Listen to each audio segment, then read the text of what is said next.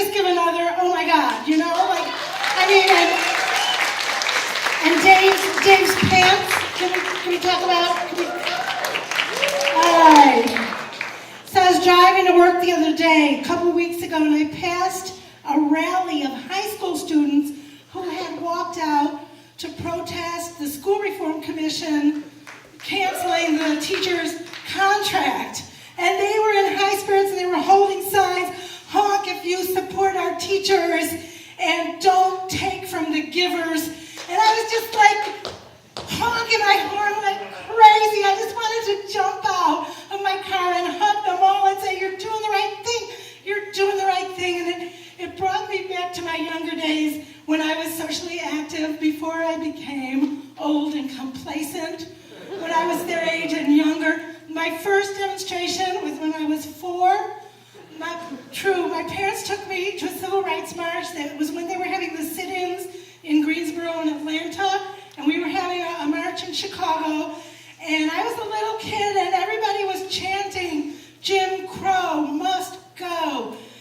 I didn't really know what was going on. I thought it was an actual bird that was like causing trouble for people in the South, and you know, the Mason-Dixon line was like a telephone, but I didn't know what was going on. But I did know that something was unfair, and that we were making it fair. And I knew I was part of something big, and I was really tired. I couldn't keep up with the march because I was too little, and my daddy picked me up, and he was holding me, and everyone was singing, "We shall overcome." And I felt like I was floating in a sea of love and faith. And I was part of something. I know they talk about post-traumatic stress syndrome, that things happen and you're never the same. This was the opposite. This was post-amazing experience and larger spirit syndrome. And it's the same thing. You're never the same after that. So by 8th grade, the peace movement had kind of started, mostly on college campuses. And I was too young to go hang out on campus. And so I started the Elementary School Students Mobilization Committee. Because I wanted to be part of it, you know, but I couldn't really, it wasn't that big a committee, like the only members were me and my friend Kimmy. And we couldn't drive, we couldn't really go anywhere or do anything. So basically our protest was that we put peace stickers on our notebooks and on lockers and, you know, any surface really that they could get a sticker. But we were frustrated because we thought the revolution was going to be on Tuesday and we were going to miss it. But we got our chance to participate when the Museum of Science and Industry opened a Vietnam War exhibit in the Children's Interactive area. And in the exhibit, the centerpiece was an actual Army tank with its guns pointed at a movie screen. And they had a film loop of Viet Cong soldiers, and children were supposed to go into the tank and shoot at these images. Hello.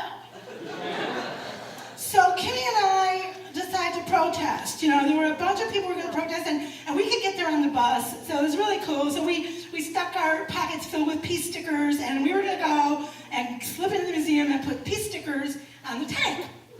So we got there, it was about 25 people.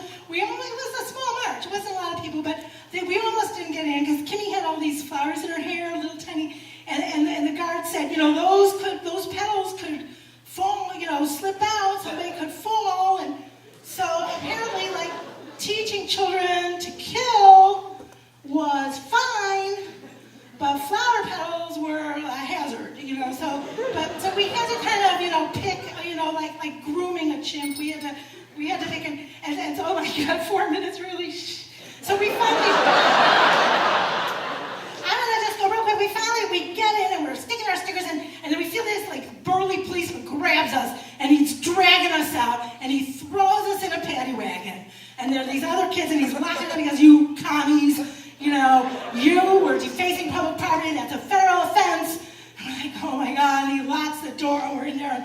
And you know, we're trying to keep up our courage by singing, and we really weren't there for that long. Actually, we didn't even get through all the verses of "Blowing in the Wind" before he let us out. And it turned out there was this priest who talked him into, he, you know, comes out, "We're going to scram," you know.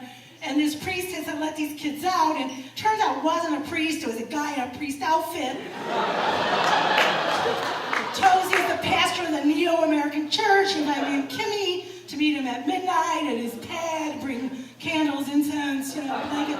My mother wouldn't let me go. I was like, no, Mom, you don't let me do anything.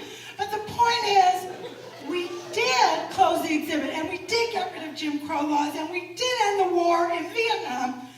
So all that marching and singing and stickers mattered. So I think about that now, that I don't really do anything. There's no movement. I don't sing in the street. I don't march in the street. And our rights are being eroded, and civil rights are being eroded. So when I saw these kids standing up for public education and standing up for their teachers, I said, thank you.